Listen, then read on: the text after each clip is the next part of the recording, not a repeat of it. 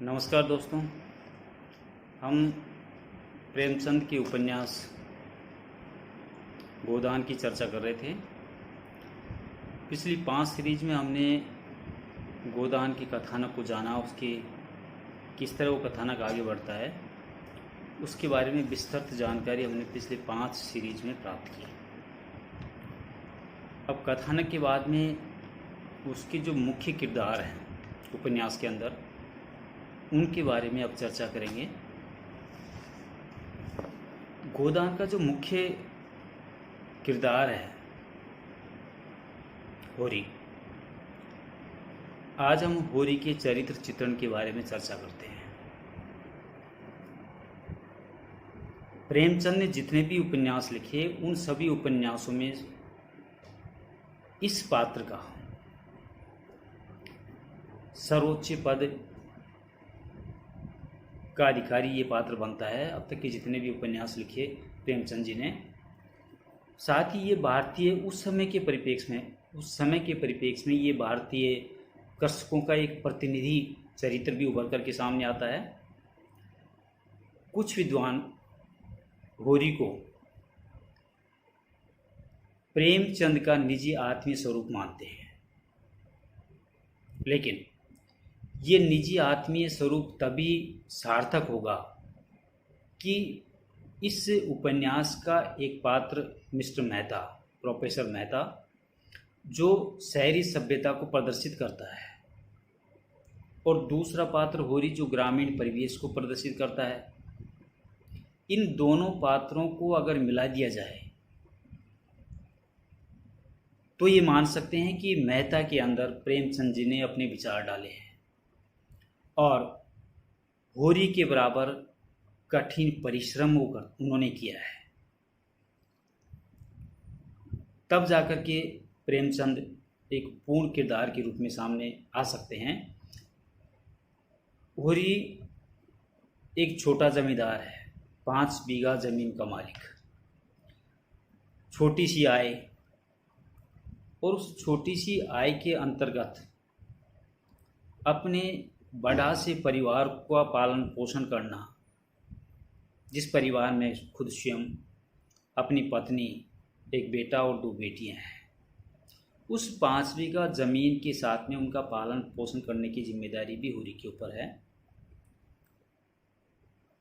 होरी का पूरा जीवन शुरू से अंत तक कर्ज की भूल भुलैयों में व्यतीत होता है। शुरू में जब होरी आता है तो कर्ज में डूबा हुआ दिखाई देता है, और जब संसार छोड़ करके जाता है तो भी कर्ज में डूबा हुआ दिखाई देता है। ग्रामीण परिवेश में पला बड़ा होरी भाग्यवाद को मानता है। वो ये मानता है कि मैं आज जो भी कुछ हूँ मेरी किस्मत की वजह से हैं। जो लोग पैसे वाले हैं, जमींदार हैं, साहूकार हैं, ईश्वर ने उनको ऐसा ही बना करके भेजा है और मुझे गरीब बना करके भेजा है, ऐसा उनकी सोच। साथ ही अपनी मर्यादा को बचाने के लिए वो किसी भी हद तक जा सकता है। एक छोटी सी ज़मीन, 5 बीघा ज़मीन, उस 5 बीघा ज़मीन में पैदा करने के लिए वो कर्ज पर कर्ज, कर्ज के ऊपर कर्ज, कर्ज के ऊपर कर्ज लेता चला जाता है। एक कर्ज चुकाता है, दूसरा कर्ज उसके सामने आ जाता है, लेकिन अपनी मर्यादा को, अपनी पुश्तैनी ज़मीन को वो छोड़ना नहीं चाहता। इसके साथ ही परिवार का रक्षक भी है। हीरा के द्वारा गाय को जहर देने के बाद में जब हीरा भग जाता है, चला जाता है, तो उसके परिवार की रक्षा सुरक्षा की जिम्मेदारी भी वो अपने ऊपर लेता है। साथ ही पुलिस को देख करके थर थर कांपने वाला होरी, जब राय साहब एक नाटक का मंचन करते हैं और मिस्टर मेहता एक पठान का भेष धारण करके राय साहब को ललकारते हैं, तो वह होरी अपने स्वामी को बचाने के लिए कूद जाता है और मेहता के ऊपर चढ़ जाता है। इतना साहस होरी के अंदर आ जाता है। एक मानव स्वभाव है कि उस समय के जो परिवेश था, उस परिवेश में एक किसान की किस तरह की दशा थी, और मानव का निश्चित रूप से ये भी है कि वो अच्छा भी है तो कहीं न कहीं वो स्वार्थी भी सिद्ध करने की कोशिश करता है। भोला से गाय जबटने के लिए वो उसे झांसा देता है शादी का। निश्चित रूप से होरी के अंदर अच्छाइयाँ भी मौजूद हैं, तो मानव स्वभाव होने के कारण बुराइयाँ भी मौजूद हैं। जीवन भर वह परिश्रम करता है, अपनी ज़मीन को बचाने के लिए जीवन की बाजी लगा देता है, और एक दिन वो छोड़ करके चला जाता है। अब हम इनकी प्रमुख विशेषताओं के बारे में विचार करते हैं कि होरी के अंदर ऐसा क्या था, क्या उनकी विशेषताएं थी। हम सबसे पहले विचार करते हैं कि होरी एक अत्यंत सीधा साधा और साधारण परिवार का किसान था। उसका स्वभाव भोला था, निश्चल था, झूठ फरेब छंद जंजाल से वो काफ़ी दूर था। वो होरी की कथनी और करनी में कोई अंतर नहीं था, वो जैसा कहता था वैसा वो करता था।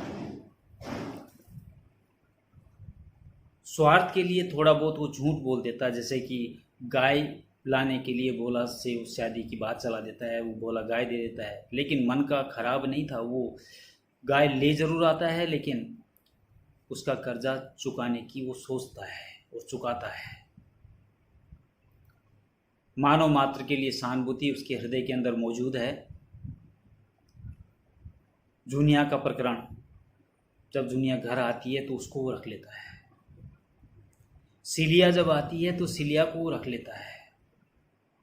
हीरा गाय को जहर दे के चला जाता है, उसके परिवार की रक्षा वो करता है। राय साहब के ऊपर विपत्ति आती है तो उस विपत्ति को दूर करने के लिए वो मेहता के ऊपर कूद पड़ता है। तो एक अत्यंत सीधा साधा और सरल स्वभाव का किसान, अपने स्वामी के लिए मर मिटने वाला किसान, अपनी जमीन और जायदाद को बचा करके कर्ज में डूबने वाला किसान, ये विशेषता होरी के अंदर मौजूद थी। दूसरी विशेषता के बारे में हम चर्चा करते हैं कि उसका जीवन तथा उसकी दृष्टि सीमित थी। गांव में पला बड़ा अनपढ़ किसान, गांव की संस्कृति के अंदर वो जिया। उसका घर, उसका कुनबा और उसका गांव, यही उसका संसार था, और इसके आगे उसकी सोच सीमित थी। वो आगे नहीं सोचता था, और परिस्थिति के अनुसार कभी कभी स्वार्थी भी हो जाता था, लेकिन उनका स्वार्थ कोई बहुत बड़ा नहीं था, और मन में किसी प्रकार की घात पाप होरी के अंदर मौजूद नहीं थे। वह अपने स्वार्थ को सिद्ध करने के लिए भोला से बेईमानी करता है। उसको झूठ का झांसा देकर के, शादी का झांसा देकर के वो गाय भोला से ले आता है। खेत में उगे हुए बांस आवश्यकता पड़ने पर बेच देता है, और वो अपने भाइयों से 5 रुपए का गबन कर जाता है। लेकिन ये सब कुछ करने के बाद में उसे दुख होता था, उसके मन में एक ग्लानि होती थी कि मैंने गलत किया है, क्योंकि वो उसके मन में किसी तरह का पाप नहीं था। वो कोई ऐसा करना नहीं चाहता, लेकिन मजबूरी उसे ये सब करवाती थी। उपन्यास के अंत तक पहुंचते पहुंचते वो इस कदर इस स्थिति में चला जाता है कि अपनी छोटी पुत्री रूपा की शादी वो अधेड़ उम्र के व्यक्ति से कर देता है, और बदले में 200 रुपये लेता है। वो 200 रुपये वो कर्ज रूप में लेता है, लेकिन उसको चुका नहीं पाता है, और वो सिधार जाता है। लेकिन उसके मन में ऐसा उसने सोच करके नहीं लिया कि मैं दोबारा लौटाऊंगा नहीं, लेकिन आर्थिक परिस्थितियां उसे घेर लेती हैं। अपनी गरीबी को लेकर, अपनी आर्थिक परिस्थितियों को देख करके वो कुछ निंदनीय कार्य भी कर बैठता जो वो नहीं चाहता था। अगली विशेषता होरी की हम बात करते हैं कि होरी व्यवहार कुशल है, सहानुभूति और प्रशंसा के महत्व को पहचानने वाला है।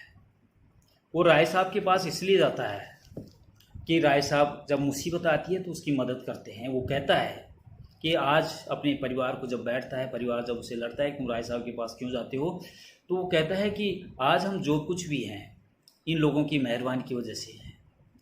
लोगों के खेतों की कुर्की होती है, हो रही है, लेकिन हमारे खेत बचे हुए इन लोगों की मेहरबानी की वजह से। वह सहानुभूति प्रकट करता है, राय साहब के पास जाता है, अपनी पूरी बात को कहता है और अपनी परिस्थिति के हिसाब से वो अपने आप को ढाल लेता है, बदल लेता है। सहानुभूति दिखाकर भोला से गाय ले आता है और जब वो भोला से कहता है कि मेरे यहाँ भूसा है, गायों को चराने के लिए भूसा ले आना, घर आकर के जब धनिया से कहता है कि मैंने भोला से ये बात कही है कि वो भूसा ले जाएगा, धनिया बिगड़ जाती है। लेकिन वो ये कहता है कि भोला तुम्हारी प्रशंसा करता है, धनिया को प्रसन्न कर लेता है और अपना काम सिद्ध कर लेता है। जब सब जगह से कर्ज नहीं मिलता, साहूकार कर्ज देने से मना कर देते हैं, तो दुलारी सवाइन की प्रशंसा कर करके उसे कर्ज ले लेता है। नौरी जो भोला की पत्नी थी और नौखेराम की रखेल बन गई थी, उस नौरी की आव भगत करके अपनी पुत्री के ब्याह के लिए 200 रुपये वो कर्ज ले लेता है। इस तरह वो व्यवहार कुशल है, उसके व्यवहार के कारण ही उसका घर परिवार चल रहा होता है। अगली विशेषता होरी एक साधारण हिंदू गृहस्थ है। निश्चित रूप से उस परिवेश में, उस जमाने में इस तरह की परंपराएं थी कि किसान के घर गाय का होना जरूरी था एक हिंदू परिवार के अंदर, और ये आकांक्षा होरी के अंदर भी मौजूद थी। वो दरवाजे पर गाय देखना चाहता था और वह गाय ही उसके सर्वनाश का कारण बनती है। गोबर और झुनिया का जो प्रसंग चलता है, प्रेम प्रसंग जो चलता है, जिसके कारण विपत्तियों का पहाड़ उसके ऊपर आ पड़ता है, उसकी भी मूल जड़ में गाय है। होरी का अंत भी वह अपने पौत्र के लिए, गोबर के बच्चे के लिए, दूध पिलाने के लिए, गाय का प्रबंध करने के लिए वो ठेकेदार के यहाँ कंकड़ खोदता है। उस गाय के लिए ही होरी का अंत होता है। इस प्रकार विभिन्न परिस्थितियों में जीता हुआ एक किरदार एक आकांक्षी होता है कि एक हिंदू परिवार में गाय होनी चाहिए, और उसी परंपराओं को निभाने के लिए मर मिटता है। अगली विशेषता होरी अपने परिवार की मर्यादा का रक्षक है। होरी 3 भाई हैं, लेकिन भाई उससे द्वेष रखते हैं।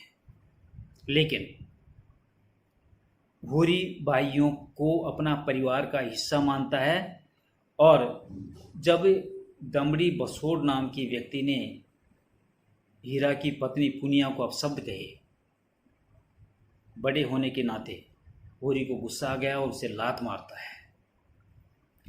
हीरा द्वारा जहर देने के कारण गाय का मर जाना और हीरा का भग जाना, लेकिन इसके बावजूद वह हीरा के घर की दरोगा के द्वारा तलाशी नहीं करने देता है और संकट के समय अपने भाई की पत्नी की मदद करता है।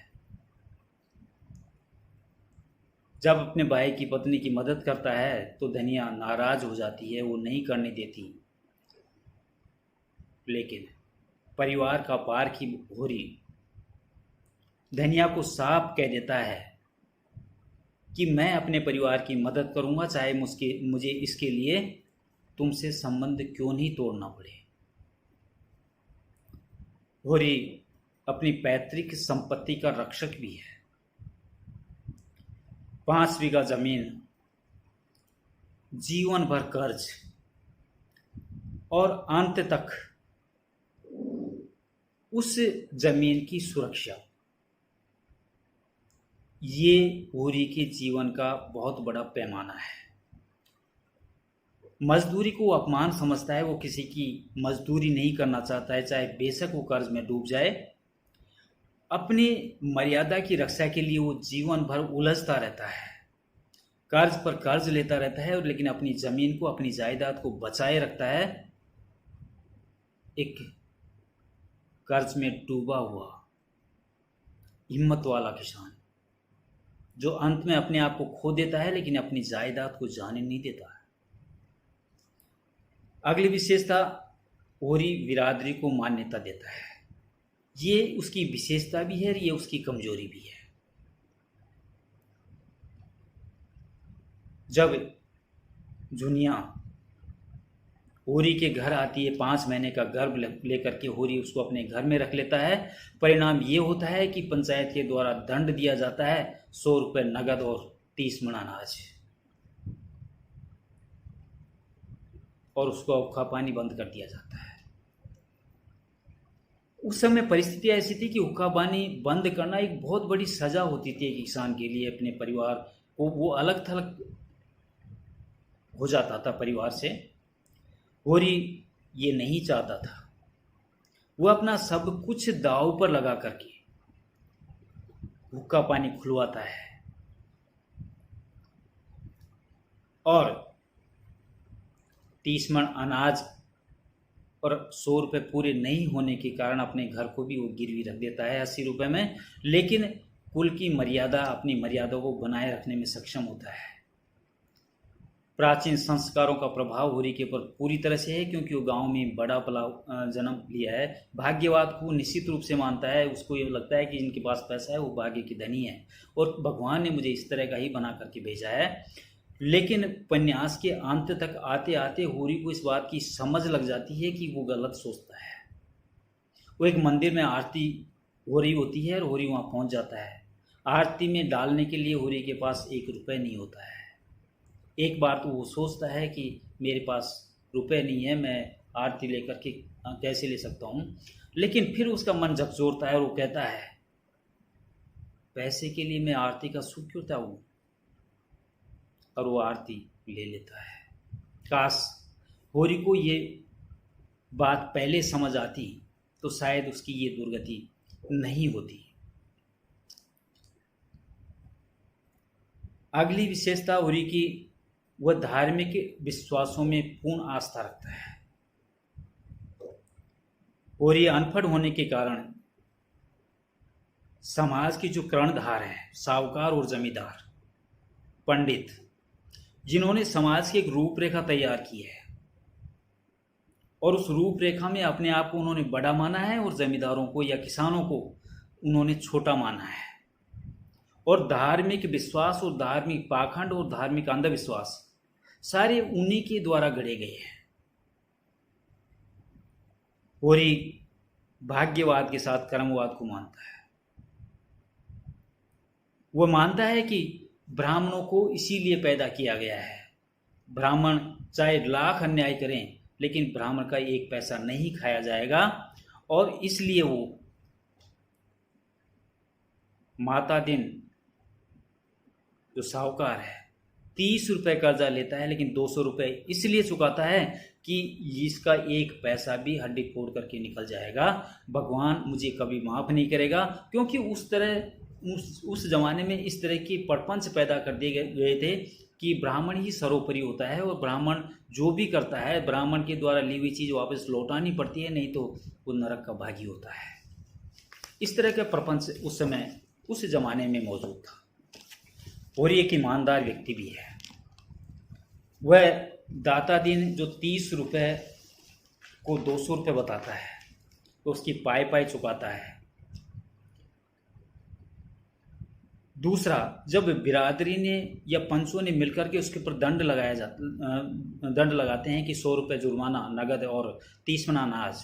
जब खेत में खलियान में अनाज पैदा होता है तो खुद माथे पे रख करके उन पंचों के घर ढोता है अपने आप को बचाने के लिए। इस बात का धनिया विरोध करती है, लेकिन वो धनिया को समझाता है कि सत्य की जीत हमेशा होती है, हमें सत्य से नहीं डिगना चाहिए। ऐसी स्थिति में वो कर्ज पर कर्ज लेता चला गया और एक कर्ज को चुका करके दूसरे कर्ज का भागीदार बन गया, और उसकी जिंदगी ईमानदार होने के बावजूद उसको कुछ नहीं मिला। वह मानवता प्रेमी भी है। भाइयों द्वारा विरोध करने पर, मनमुटाव होने पर भी वो अपने भाइयों की मदद करता है। जब मिस्टर मेहता पठान का रूप धारण करके राय साहब के वहाँ आते हैं और राय साहब को ललकारते हैं, होरी अपनी जान की बाजी लगा करके मेहता के ऊपर चढ़ जाता है। भोला की पुत्री जुनिया अपने पुत्र गोबर का 5 महीने का गर्भ लेकर के जब वो आती है, उसको अपने घर में पनाह देता है। उसको पता है कि इसके बाद में मेरा क्या असर होगा, लेकिन उसको घर में पनाह देता है। सीलिया समारिन, जो तो उसकी बिरादरी की भी नहीं थी, लेकिन मानवता प्रेमी था, उसकी बातों को वो इस तरह उसके ऊपर आई कि उसको लगा कि मुझे मदद करनी चाहिए, और वो उसको भी अपने घर में रख लेता है। आर्थिक अभावों से ग्रस्त उपन्यास जब शुरू होता है तो वो अभाव में जीता है, और उपन्यास जब खत्म होता है तो अभाव में ही वो संसार छोड़ करके चला जाता है। वो पूरे जीवन भर कर्ज से ग्रसित रहता है, विनती चापलूसी करके, लोगों की आवाभगत करके अपने जीवन को, अपने परिवार को पालता पोसता है। 5 बीघे जमीन की रक्षा के लिए वो जीवन भर तड़पता रहता है, परेशान होता रहता है, कर्ज में डूबा रहता है, लेकिन अपनी जायदाद को छोड़ने के लिए तैयार नहीं है। उपन्यास के अंत में अपनी सबसे छोटी पुत्री रूपा का ब्याह वो अधेड़ व्यक्ति से, 40 साल के व्यक्ति से कर देता है, और बदले में 200 रुपये कर्ज के रूप में लेता है। ये इस चीज़ को वो जीवन के अंत तक नहीं भूल पाया, उसका अंदर ही अंदर मन कसोटता रहा। इस प्रकार हम कह सकते हैं कि होरी के जो चरित्र की विशेषताएं हैं, उसमें मैं एक बार आपको दोहरा दूं। एक अत्यंत साधारण और सीधा साधा किसान है, उसका जीवन तथा उसकी दृष्टि सीमित है। होरी व्यवहार कुशल है, होरी एक साधारण हिंदू गृहस्थ है, होरी परिवार की मर्यादा का रक्षक है, होरी बिरादरी को मानने वाला है, होरी आर्थिक विश्वास में पूर्ण विश्वास रखता है, धार्मिक विश्वास में पूर्ण विश्वास रखता है, होरी ईमानदार है, मानवता प्रेमी है, और जीवन भर आर्थिक अभावों से वो ग्रसित रहता है। ये होरी का संपूर्ण चरित्र चित्रण है। इसके आगे हमें गोबर के चरित्र चित्रण की चर्चा करेंगे। अब मैं अपनी वाणी को विराम देता हूँ। बाय।